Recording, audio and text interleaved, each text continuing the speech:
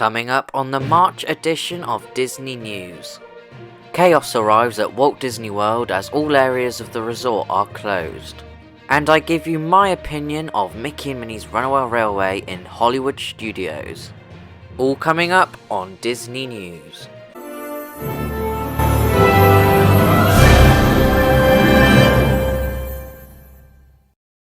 So the news that every Disney fan is talking about at the minute, Walt Disney World has closed due to the coronavirus. This means that all 6 of the theme parks at Walt Disney World will be closing.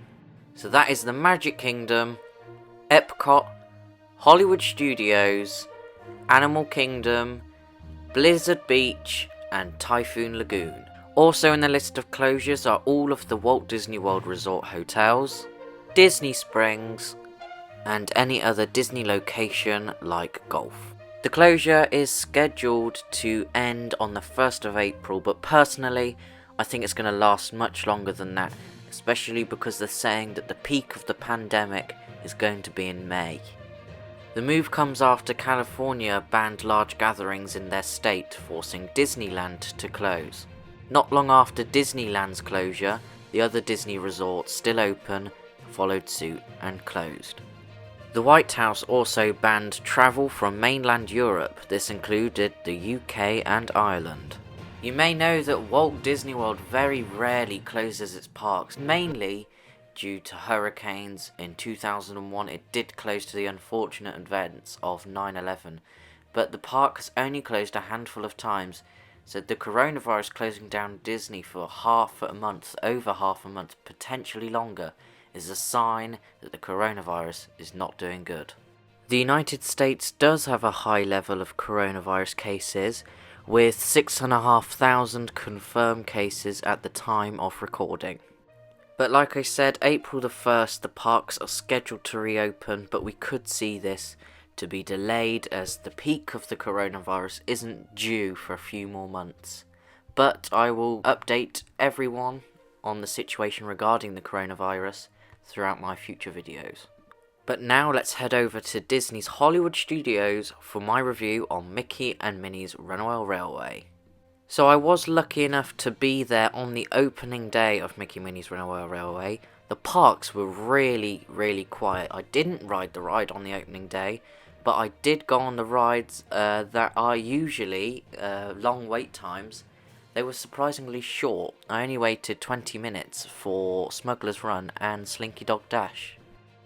On the opening day, I did go around to all the different merchandise stations for the new ride, and I'll show you some of the stuff that was available now. So this was the standard magic band available for all guests. It was limited edition, and also these whistles were available.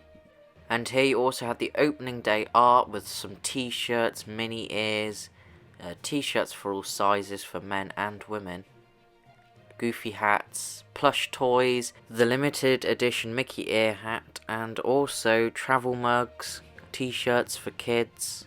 And this was the special mug available. I did find that mug very heavy. I also got myself one of these pass holder Runaway Railway opening badges. I also brought myself one of the pass holder Runaway Railway magic bands, again like the pin badge, it's only available for pass holders. I did return back to Hollywood Studios the day after the opening to ride the ride. The ride wait time is only 105 minutes, but I only waited 40 minutes. That's why I don't trust Disney wait times.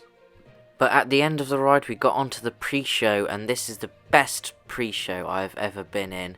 The cast member interacts with the characters, it's amazing, and then after the pre-show is over you walk through the screen. I won't give too many details out, there'll be slight spoiler alerts, but I won't give too much details about the ride out. But the pre-show is the best pre-show I've ever been in. And then I finally got on the ride. I was on the back row, on the back cart. I was sitting with other people. I was a single rider that day, so I was sitting with other people. You get about 4 people in each row. But as you can see here, you head straight into that first scene, and all of a sudden you realise how much detail there is in the ride. And just up there, where it says 1928, that is a little reference to Mickey Mouse when he was first drawn. When I was riding the ride for the first time, I had no idea what was going to happen. I had never watched a video of it, so I had no idea what was happening, and overall I was very impressed with the ride. It was a trackless ride like Rise of the Resistance, or the new Ratatouille ride coming to Ep4 this summer. But the storyline was very good, and I think it flew nicely, and you actually felt like you were in the story. But the whole ride itself took about 4.5 minutes long, so it's a long ride, and it's really good. I wish I could have done it again while I was there, but unfortunately we couldn't because this opened right at the end of our holiday, but I am glad I got to at least ride it once. So overall, a really good ride, one of the best rides at the minute at Walt Disney World, but I think the likes of Tron and maybe Ratatouille will replace this as my favourite ride one day.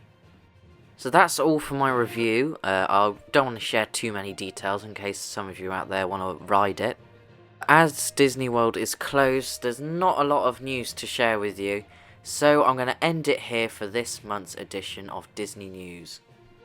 Join us next month for the next episode of Disney News. Please like and subscribe for future videos. Thank you all for watching. We'll see you later. Goodbye.